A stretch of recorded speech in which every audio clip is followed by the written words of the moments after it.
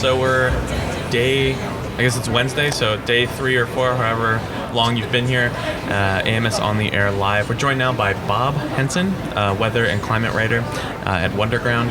Bob, thanks so much for joining us today. No, thanks, Dakota. It's really great to be here. So I have to say something we actually were talking about in our recap episode. We have to thank you. You're the reason this podcast exists. No, you are. Get out of here. Short story. Every now and then you'll arrange a dinner at AMS, and you'll invite various writers or media folks. And at that meeting with Seattle, it had been on my mind that I wanted AMS to have a podcast, but I didn't know who to talk to. So I came to that meeting. You graciously invited me to that dinner, and I sat down next to Jeff. Oh. And that was the person I needed to talk to about it. Nice. Yeah. So that's where it all grew. Thank you. Well, thank you. And that's the value of conferences. You know what I mean? You can do conferences virtually now. You could simply have something beamed out, but it's still never quite the same as being together in person. So there's definitely a place for it all. What number conference is this for you? Oh gosh, I remember the 75th anniversary meeting. Okay. So at least that far back. So that's 25 years ago. Yeah. Yeah. What are some differences, do you think, now that you see in the conference? Or I guess the organization as a whole? Well, where do I start? Yeah. I mean, there's so many nice accoutrements, I'd say the conferences are more colorful, more lively. What we're doing with the banquet tonight, it's going to be a much more open kind of food station approach with some audiovisual things, and it'll give people a chance to mingle. And meanwhile, the awards, which were part of the banquet, but always kind of a challenge because you're sitting there hoping to talk to your peers, and you're interested in the awards, but it took a long time. And now those are hived off onto Sunday when people are getting in, and a really colorful presentation for those, independent from the banquet. So I think that's one really cool innovation this year.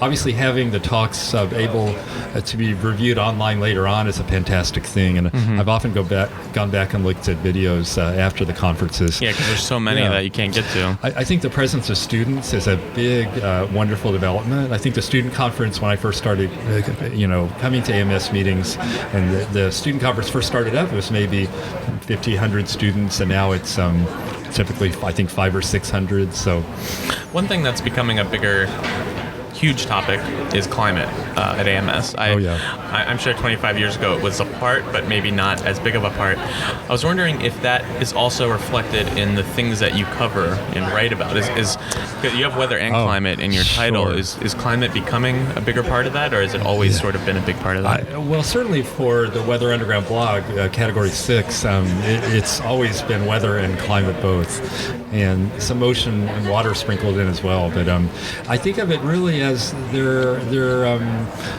joined at the hip, really, weather and climate. Climate is the integral of weather. Weather is what you dress for in any given day. Climate is the stuff you have in your closet, that you draw from. So they're not the same thing, but they're intimately related. And more and more, I think people have to be conversant in both. If you're going to be a communicator in weather, you should know some climate and vice versa. So you were at NCAR for a while, writing? Quite a while, yes. 25 years. Gotcha. And I guess what grabbed you to writing about weather and climate, and not because it is a very different thing to write about it than to practice it or to be in operations. Oh, sure, or to be a broadcaster. Or to be a broadcaster, yeah. They are distinctly different. I got interested in weather when I was 7 years old, and growing up in Oklahoma City, and was fascinated by tornadoes. And early on, I thought, well, I'm going to be a TV weathercaster. That's just what you do. Mm-hmm. And then in high school, I got interested in journalism, print journalism, or writing essentially, and so that really pulled me in. And by the time I got to college, I really wasn't sure which route to go, so I ended up getting master's training in both meteorology and journalism, and moved to Boulder, Colorado, did a little work at the local newspaper, and then the opportunity to join the writing group at NCAR came up, and that turned out to be a really good spot for me because NCAR, as we used to say, covers everything from the bottom of the ocean to the solar system. So I learned a tremendous amount about the whole spectrum of weather and climate in my many years riding at NCAR, actually producing an outdoor weather trail, helping create exhibits. So I got to do a wide range of stuff there as well. Mesa Lab's so great. If for those listening, if you're out in Boulder, check out the Mesa Lab. There's a lot of cool information and visuals. Please do. Yeah. It's an architectural masterpiece as well. The first non-urban building by I.M. Pei, a fabulous U.S. architect. And you can go inside the building, I believe, every day except Christmas. Oh, I didn't know that. Free exhibits for all. So yeah. Nice. Was there research that you found particularly interesting to write about, or maybe it just fascinated you while you're at NCAR? I couldn't even begin to summarize. I mean, I've probably read thousands of research papers and done hundreds of interviews with scientists. Not only scientists that were at NCAR, but NCAR is a hub, and people come there from all over the world. NCAR and UCAR, which is the parent organization. I always get that mixed up. That's fine. It's a university corporation for atmospheric research. Yeah. So there's programs like COMET, which trains meteorologists and other folks, and Unidata, which coordinates data access at universities. So there are programs that are in addition to NCAR that are managed by UCAR. So as you know, there's people coming from all over the place, and in any given week you might go to the lobby and there's folks from across the world. I mean, I got to meet Ban Ki-moon, the UN Secretary General at that time, and that was a real thrill. Yeah. Margaret Thatcher came when she was Prime Minister of Britain. She came to the Mesa Lab. My goodness. And there were actually sharpshooters on the roof of the building. We went up. It's the only time I've ever seen that. So. That puts you in a unique position. You know so much about, you know basically everything that's going on research-wise at NCAR. You're probably one of the few people in that position that did that, almost like sort of like an historian position in a way. And I was interested in history from the get-go. When the year I started at NCAR, I also finished a book about the history of TV weather that was called Television Weathercasting History, and was published by a fairly small press, academic press, McFarland and Company. Then AMS picked that book up and transformed it, and I updated it, and that's now Weather on the Air, a history of broadcast meteorology.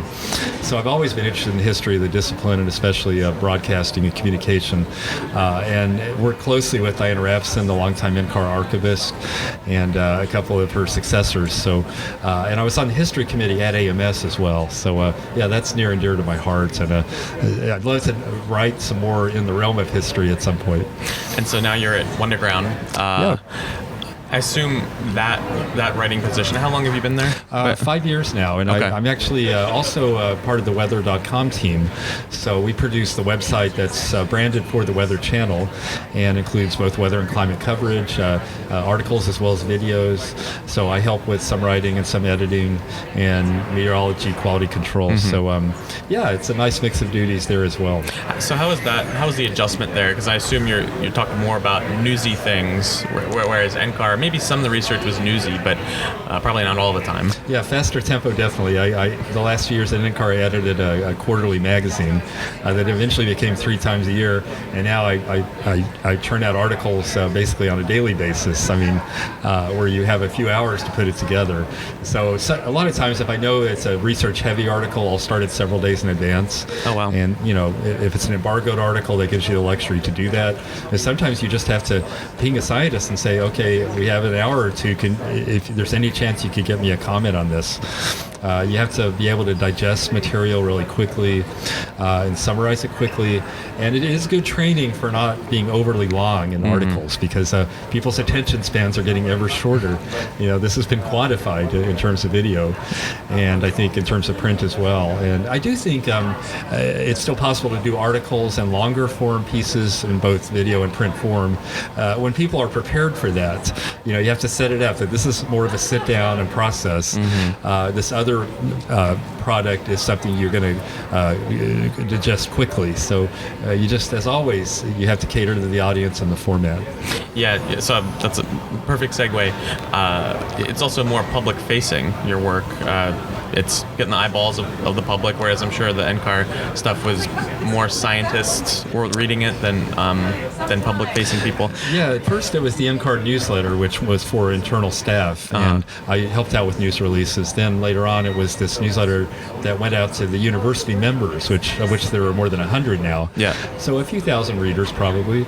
And then, of course, we started putting our stuff online, and we get readers, but nowhere near the level of eyeballs that we get at weather.com and Wonderground. Do you interact with your audience very much, or I know that you have comments. I think. Sure. Yeah, we have hundreds of comments a day, and we have a really dedicated team of several moderators who go through the comments. So I don't have to literally moderate, but I'll jump in and say hi and introduce each post. That's nice. And then if there's a really cogent question that I can answer, I'll do that.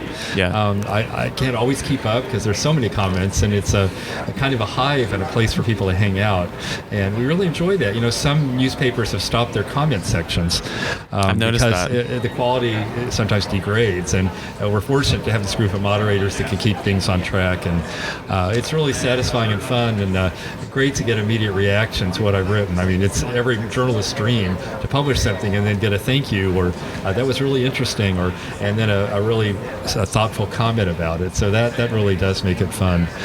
Do you see similar questions popping up in regards to climate when you publish on it, or I don't know, the threads that come up frequently? Well, a lot of the regulars in the comment section of the Wonderground posts, they're very knowledgeable themselves, so they'll often answer questions before I have a chance to, or point people to good resources. I'd say on Twitter, questions do come up when we tweet out a post. There will be a question, and I'll try to answer it if it's a good faith question, which they typically are, and if it's something that can be answered pithily. I mean, on Twitter, that's a challenge. A lot of times they'll say, well, this goes beyond the ability to respond in a single tweet, but check out this site, for more. Yeah. So how's AMS going for you? Having a good time, learning a lot? Yeah, as always, a friend of mine reflected on Tuesday morning, went through the program and found that there were 46 talks at the same time. Oh my gosh. So you kind of have to recognize you're not going to be able to go to remotely everything you want to go to, or feel you should go to, and that's okay. It's that feeling is a reflection of the wealth of things here, and I think that speaks well to the society. So I've come around to this view of embracing that there's more than I can possibly go to. Instead of it bugging me, it's a good thing, because that just means I'll never be bored here. There's always something good to go to, and if a talk isn't hitting the sweet spot for you, you just go down the hall and there's another great one. Has what stood out to you this year? We're sort of winding down. Well, I just was at a really interesting talk by Cheryl Nelson, who's a broadcast meteorologist in Virginia, and the subject, of course, being dear to my heart, having written about broadcast meteorology, even though I was never a weathercaster myself. And it was about the challenges in the newsroom with just the tough environment that broadcast meteorologists and all newsroom folks have to deal with at many stations, where producers and news directors are really tough on their staff. And she surveyed hundreds of weathercasters, and the comments were just hair-raising, essentially bullying in the newsroom. And she was simply saying, we need to change this, and even has a hashtag MicUp, MICUP.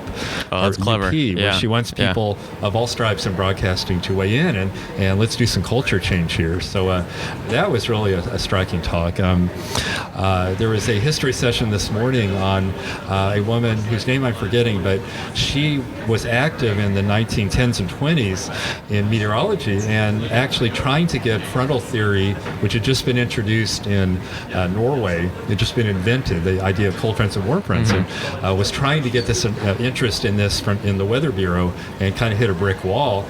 Then, of Carl Gustav Rossby comes along, kind of makes the same efforts, and is essentially accepted with open arms. It still took a little while, but he ended up on the cover of Time magazine. This woman was in obscurity, and it's hard not to connect that the hard road women had to hoe back then, and it just what a challenge it was. Even if you were suggesting something that if a man suggests, it would get accepted right away. So she was a hidden figure I didn't know about. Your response there just shows how much diversity there is in topics at AMS. Oh my gosh. Totally different talks. There were great science talks. There were a couple of good ones at the beginning of the week on the flooding in the Missouri Valley, Mississippi Valley, especially the Nebraska-centered floods in 2019, not only in March but in September, just off the charts, unprecedented for that area. And funny, in contrast to what in some ways we expected climate change would bring to that part of the country, that it would be hotter and drier more often. Instead, it's become very wet the last 10 or 15 years. And a standing open question to me is, will this go on for several decades? Will they flip at some point? Being in the middle of the continent, they are very vulnerable to getting hot and dry. But agriculture is so prominent, and agriculture has gotten so dense. Corn is planted ever more densely and pulling on this deep groundwater and rich soil. And so, global climate models did maybe not take that into account fully. So, but it's not at all the question about climate changing. It's how this manifests regionally and things that go on that are we can't account for every single variable. So, to me, that's a fascinating piece of climate change. The big picture is well established. We got to get the word out. This is real. This is happening. But those local, regional nuances are really what pull me in intellectually now. And I'll get your take on this. I've been talking about snowpack in Colorado. So you live in Colorado, I live in Colorado. There are a lot of breweries in Colorado. And it makes me nervous to see what's going to happen when we start to lose that snowpack, and it'll make the rivers run a little bit lower. I looked it up. Breweries are a very small portion of the water. It is actually bigger than most areas. It's mostly agriculture. Sure, yeah. But yeah, have you seen any of that yet talked about? Not a whole lot. I mean, my understanding is that there will be more variability in our hydrology in Colorado. Yeah. So bad years will get much more bad. Droughts will be more intense, drought impacts more intense because of hotter temperatures. So we're liable to see the snow season contract. The typical snow season gets shorter, more snow on rain on snow events. Yeah. But there will still be good years. Like, it's my impression that, this year is in fact a good year. Off to a really good start. Yeah. So last year was a record setting. Yeah. And I think also Colorado may remain as influential a ski state as it's ever been, because some other areas like Washington State may become more marginal faster than Colorado. Oh, it's interesting. Because most of Colorado is at a higher elevation. So because of that higher elevation, we may retain our ability to have good snow years more. In fact, we might get a larger proportion of ski traffic. That's interesting. Even if that traffic declines. So, yeah. Well, so good news, bad news, I guess, from a state economy point of view. Yeah, and I imagine that'll affect the ski areas out here in New England. Bob, thank you so much for chatting. We could talk all day. But there's so much to talk about. Yeah. It's been a wealth of good stuff here at the 100th, and I'm just delighted to be here to celebrate it with you and all of us here. Yeah, thanks, Bob. Thanks.